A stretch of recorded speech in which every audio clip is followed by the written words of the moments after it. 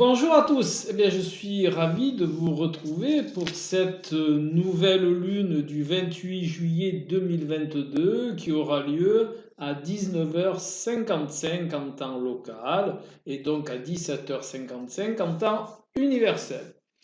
Alors cette nouvelle lune, elle se positionne dans le signe du lion, ici. Vous voyez, là, voilà. Vous voyez la conjonction solilunaire, hein. Pour rappel, la nouvelle lune est une conjonction solilunaire, c'est-à-dire que le Soleil ici présent est sur le même degré zodiacal que la Lune ici présente. Voilà. Donc, la nouvelle Lune, conjonction solilunaire, la pleine Lune, opposition solilunaire.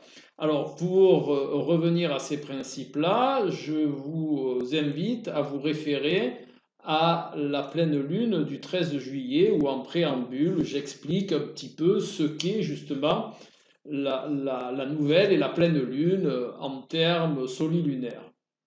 Ceci étant dit, nous allons voir un peu ce que cette nouvelle lune nous propose comme énergie.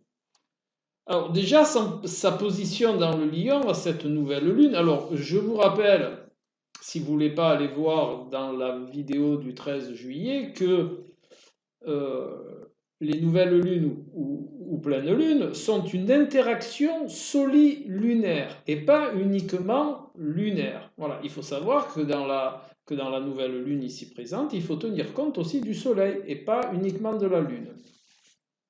Donc le soleil étant en lion, donc il est chez lui, hein, il est dans son signe, donc comme vous devez vous en douter, il est puissant. La lune est dite pérégrine, et puis il y a une relation, vous voyez, je vous l'unifie ici, il y a une relation entre la nouvelle lune, donc le soleil et la lune, avec Jupiter qui se trouve en bélier. Voilà. Donc il y a le soleil puissant, je disais donc, qui va intimer le désir d'individuation, et ce désir d'individuation, il va se passer au niveau des émotions, au niveau de sa sensibilité. Cette nouvelle lune va donner le désir de mettre à jour ses émotions, de les mettre devant, de les montrer, donc d'être plus démonstratif, de les mettre en avant. Quelque part, on va chercher à faire briller notre système émotionnel. Voilà. Alors, ce que j'entends par briller en termes solaires, c'est qu'on va les exprimer. C'est comme ça qu'il faut le concevoir. On va les mettre du vent, on va les montrer. Elles vont être beaucoup plus présentes qu'à la normale. De plus, comme je vous ai dit, le trigone ici à Jupiter, eh bien, va renforcer de plus ce désir. Et en même temps, qu'on va les mettre au devant, que l'on va les exprimer, qu'on va les mettre à jour, le soleil oblige, hein, le soleil est l'astre du jour, eh bien, on va acquérir des connaissances à ce sujet-là. On va acquérir des connaissances sur notre propre système émotionnel que l'on va mettre en pleine lumière. C'est ce que nous offre Jupiter, et en même temps, on va vraiment apprendre de notre système émotionnel. Je pense que c'est vraiment une nouvelle lune qui va être initiatique en ce terme. C'est, je vais, par la mise en lumière de mon système émotionnel, eh bien, je vais apprendre à le connaître, je vais pouvoir le percevoir vraiment dans son entièreté, je vais voir mes stratégies émotionnelles. C'est un peu ce que Jupiter nous propose. Alors maintenant, on va un petit peu étayer cette nouvelle lune. Et comment on va l'étayer? Eh bien simplement en allant chercher le maître du décan où se réalise cette nouvelle lune. Là, en l'occurrence, le maître du premier décan du lion, eh bien, c'est Saturne. C'est comme s'il y avait là, dans ce premier décan, le petit sigle de Saturne dessiné. Je vous rappelle que le sigle de Saturne, c'est celui-là. Eh bien, imaginez-vous que sur ces 10 premiers degrés, il y ait un petit Saturne qui promène. Donc, qu'est-ce que ça va augurer? Ce Saturne, il va simplement chercher à structurer cette mise à jour, enfin cette mise en lumière émotionnelle. Bien entendu, Saturne étant, il va structurer, bien entendu, mais il va peut-être aussi induire une petite difficulté, une petite réticence, une retenue de cette démonstration affective.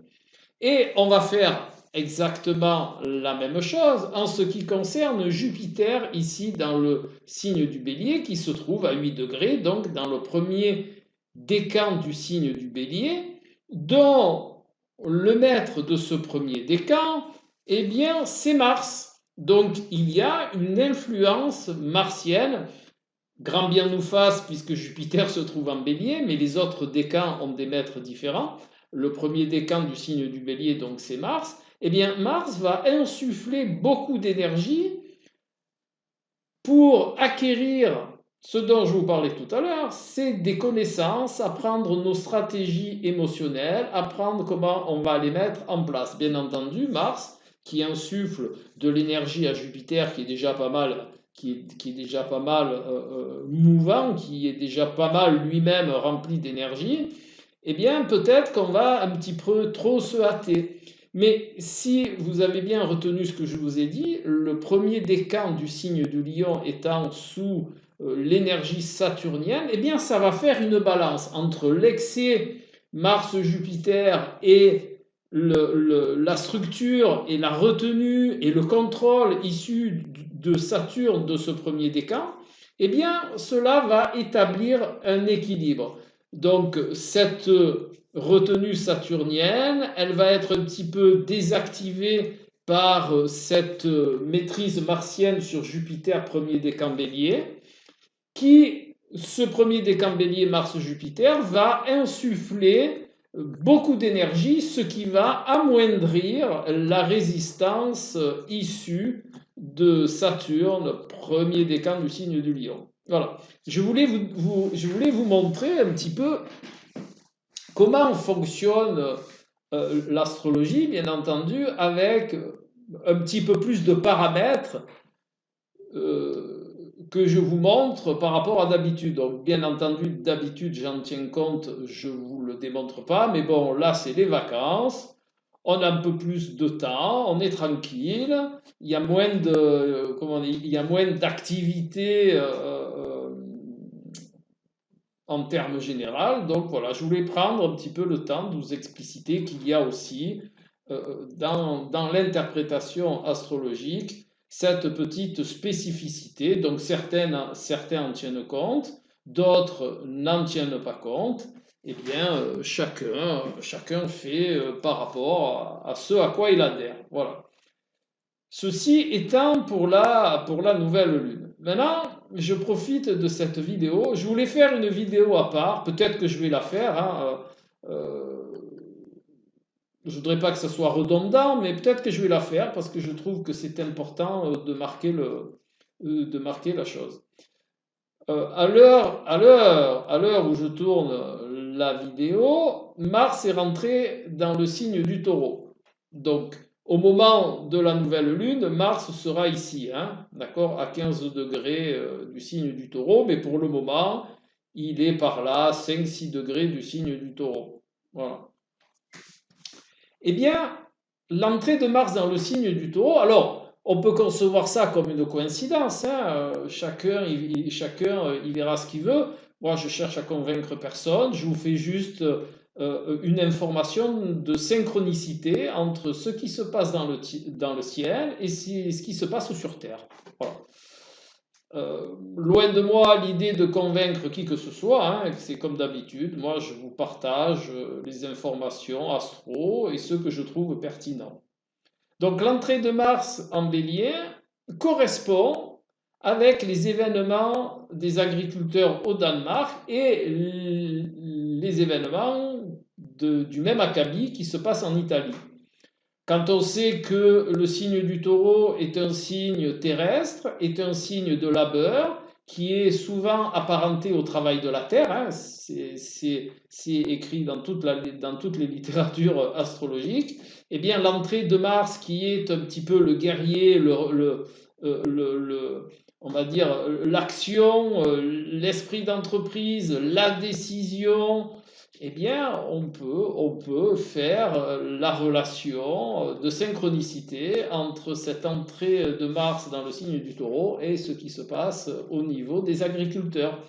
Et pour étayer un petit peu, et si vous voulez un petit peu vous rendre compte de mes sources, ben vous prenez n'importe quel bouquin d'astro, un petit peu, bien sûr, un bouquin d'astro, hein, je ne parle pas de bouquin vulgarisé, mais que vous prenez un bouquin d'astro un petit peu sérieux, et vous regardez les métiers qui sont sous l'effigie du taureau, qui sont par analogie, en relation avec le signe du taureau, et vous trouverez ce dont je vous parle. Voilà. Et pour extrapoler un petit peu cela, Mars, vous voyez que à l'occasion de la nouvelle lune, il sera donc à 15 degrés du signe du taureau. 15 degrés et Uranus qui est juste à côté là, hein. Mars est ici, regardez, et Uranus est ici. Voilà. Donc Mars, à peu près le 28 juillet, eh bien, il sera à 3 degrés d'Uranus. Donc il y a ce que l'on appelle une conjonction applicante, c'est-à-dire quand Mars va vers Uranus, il y a une conjonction applicante de Mars sur Uranus, et quand on joint Mars et Uranus, c'est explosif. Voilà. Donc, il se pourrait bien qu'il y ait des actions très explosives, hein, avec de la violence, des actes très guerriers, je vais dire les choses comme ça, pour rester bien dans le symbolisme. Et cela peut, bien entendu, se révéler à la conjonction applicante ou à la conjonction exacte ou à la conjonction séparante, c'est-à-dire quand Mars va passer Uranus ici et va se déplacer dans le signe du taureau et se séparer. Hein. Quand Mars va passer en conjonction exacte, il va se séparer. Eh bien, l'influence de la conjonction est toujours valide. Donc, des fois, ça se passe la conjonction applicante ou la conjonction exacte ou la conjonction séparante. On verra un petit peu, hein, parce que là, j'ai pas tout le ciel, j'ai pas le ciel du Danemark, j'ai pas le ciel de l'Italie, donc je pourrais préciser beaucoup plus en correspondance de cette conjonction sur les ciels des pays, hein, c'est comme ça qu'on fait en astrologie mondiale. Mais là, je vous donne une information et je vous dis peut-être je ferai une vidéo sur le sujet. Mais en attendant, si vous suivez un petit peu ce qui se passe au niveau du monde, eh bien vous verrez que l'entrée de Mars en taureau correspond au début des événements et que ces événements eh bien, pourront prendre de l'importance, pourront prendre de l'intensité à l'occasion eh bien, de la réalisation de l'aspect exact, donc tout le moment appliquant et tout le moment séparant. Voilà. Donc, eh bien, maintenant que tout ceci est dit, et comme à l'habitude, eh bien, nous allons voir un peu l'arcane du tarot qui correspond à cette nouvelle lune. Donc, n'ayant rien préparé parce que c'est les vacances, bien entendu, eh bien, je vais le faire en direct, comme ça, au moins, vous verrez un petit peu, pour ceux qui ne connaissent pas, hein, comment ça se réalise. Donc, je prends la date de la nouvelle lune, qui est le 28 juillet 2022. Je fais une réduction théosophique, donc ça fait 8 et 2, 10, 17, 19, 21, 22, 23. 23, l'arcane 23 dans le tarot de Marseille n'existe pas, donc on va prendre le 5. On va réduire encore le 23 en 3 et 2. 3 et 2, ça fait 5. Donc on va prendre l'arcane numéro 5 du tarot de Marseille, qui est l'arcane du pape. Voilà, l'arcane du pape, elle est là. Je vous la montre. Voilà, l'arcane du pape. Arcane numéro 5 du tarot de Marseille. Voilà. Eh bien, on peut dire, alors je vais, parce que le calcul mental, je veux bien, mais je vais quand même vérifier une deuxième fois si ma réduction est juste. Hein. Donc, 8 et 2, 10, 17, 19, 20, 21, 22, 23. Donc, ma réduction théosophique est juste. Donc c'est bien l'arcane du pape. Donc l'arcane du pape, eh bien, quelque part, elle est la bienvenue, puisque l'arcane du pape indique la dispense de connaissances. Et pas de connaissances au niveau de la matière, mais de connaissances au niveau plus subtil, hein, au niveau de la croyance, au niveau, bon ça c'est le basique, mais il est dispenseur de croyances et, et d'informations, bien entendu, et de connaissances. Voilà. Eh bien, c'est un peu ce que nous propose cette nouvelle lune, hein, que je vous ai expliqué, la conjonction solilunaire avec Jupiter, tout ça. Eh bien, l'arcane du pape est bien en rapport avec ce système de connaissances, ce système de partage. Donc, la nouvelle lune solilunaire, je vous ai dit, c'est la mise en lumière du système émotionnel. Eh bien, là, c'est pareil, c'est la mise en lumière. Alors, quand on appelle mise en lumière, c'est la lumière symbolique au niveau subtil, c'est-à-dire je mets en lumière, c'est-à-dire j'amène de la subtilité, j'amène de la sagesse, j'amène du discernement. Hein, c'est ça la mise en lumière. Hein. Et là, en ce qui concerne l'arcane du pape, après en ce qui concerne la lumière solaire, c'est pareil, comme il se trouve en lion, le lion étant l'individuation, c'est tout ce dont je vous ai parlé tout à l'heure. Voilà. Donc, l'arcane du pape est bien en rapport avec cette nouvelle lune, dans le sens où cela va nous apprendre des choses sur nous-mêmes. Cela va nous apprendre à percevoir l'entièreté, je pense, hein, conjonction solilunaire en Lion, le pape va nous permettre de conscientiser l'entièreté de notre système émotionnel, de notre sensibilité aussi, et de comment la gérer. On va découvrir en nous des potentiels et l'arcane du pape eh bien, va nous conseiller, alors intérieurement bien entendu, hein, va nous conseiller et va nous montrer la bonne manière, la manière bienveillante, la manière bénéfique de nous de trouver des stratégies qui nous conviennent en termes émotionnels. Voilà. Donc c'est un arcane qui est bien correspondant, qui a cette belle énergie de bienveillance et de démontrer des choses qui nous touchent très profondément, comme nous touche la lumière solaire. Voilà. Eh bien, cette nouvelle lune arrive à son terme. Si vous trouvez ça intéressant, ben, toujours pareil, un petit pouce en l'air, ben, ça aide la vidéo à monter dans les recherches. Et puis, abonnez-vous si ça vous intéresse pour être sûr de ne pas louper les vidéos à venir et peut-être de regarder, il y a beaucoup de vidéos intéressantes sur l'astrologie mondiale, fait sur plein de sujets, il y a les cartes, tout ça. Et voilà, et nous formons une petite équipe et je vous dis à tout bientôt, astrologiquement votre Alain.